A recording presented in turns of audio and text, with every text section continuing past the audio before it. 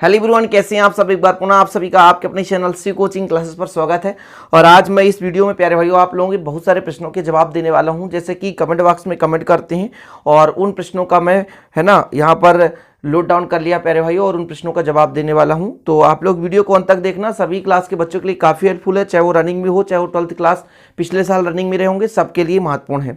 सबसे पहला क्वेश्चन था प्यारे भाइयों कि जो अब न्यू पैटर्न पर पेपर होने वाला है, जो कहने का मतलब एक प्रकार से 1 सितंबर से 25 सितंबर के बीच पेपर होगा, तो वो किस पैटर्न पर होगा। ये क्वेश्चन मुझको लगभग 5 से 6 क्वेश्चन व्हाट्सएप पे आए कि सर पेपर तो हो गया, यदि हम पेपर देना चाहते हैं तो हमारा जो पैटर्न है वो कैसा रहेगा। तो यहाँ पर थोड़ा मैं बता देना चाहता हूँ कि जो विगत वर्ष यानी पिछले वर्ष प्यारे भाइयों जो 30% सिलेबस कट आउट हो गया था वो बिल्कुल आप पेपर में नहीं पूछा जाएगा। कुल मिलाकर के जो अभी पिछला सिलेबस रखा गया था आपके सामने 30% डिस्काउंट करके उसे 70% बनाया गया था, तो 70% कोर्स ही आएंगे पेपर में, यानी जो क्वेश्चन हट गए थे, जो टॉपिक्स हट गए थे वहाँ से क्वेश्चन नहीं बनेंगे।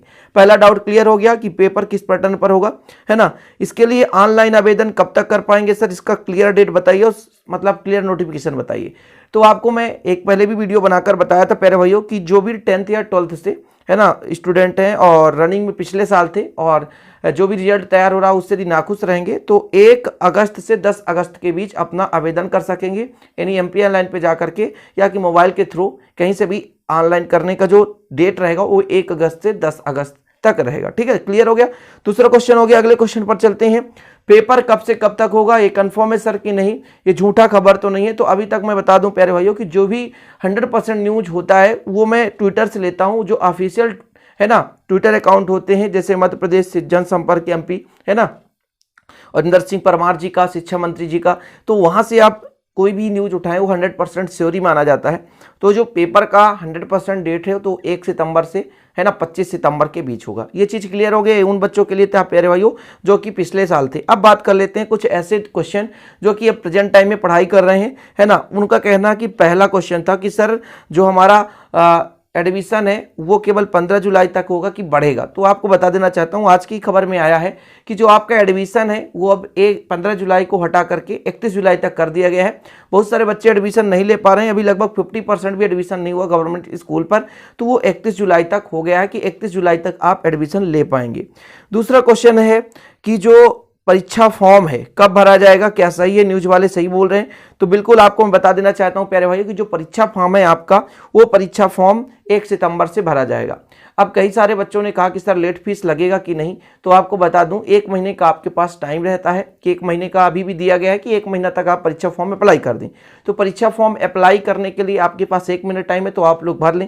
और यहाँ पर कहा गया कि विलंब शुल्क स्कूल 100 रुपए से 10,000 तक ले सकता है, कहने का मतलब अभी तो 250 रखा गया कि 250 विलंब शुल्क लगेगा। इसलिए एडमिशन या मान लीजिए परीक्षा फॉर्म अपने डेट के अंदर करा लें।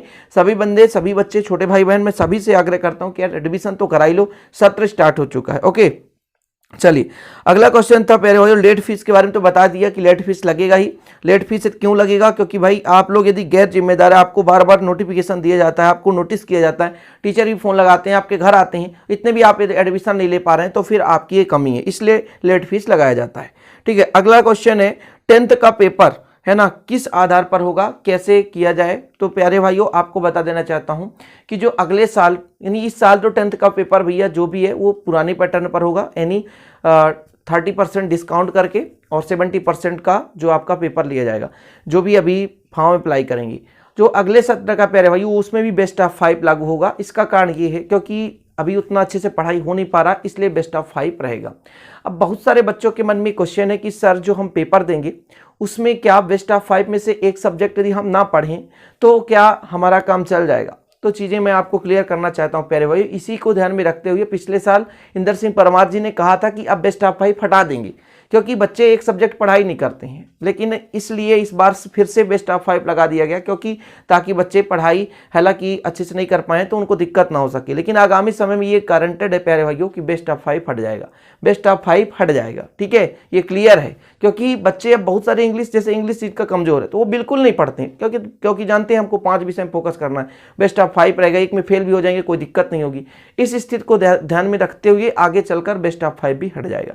तो आप लोग पढ़ाई बनाए रखें और जो भी अपना कमेंट बॉक्स है, जो भी अपना कमेंट है प्यारे भाइयों, कमेंट बॉक्स में कर दिया करें, ताकि आप लोगों के प्रश्नों का हम जवाब दे दिया करें।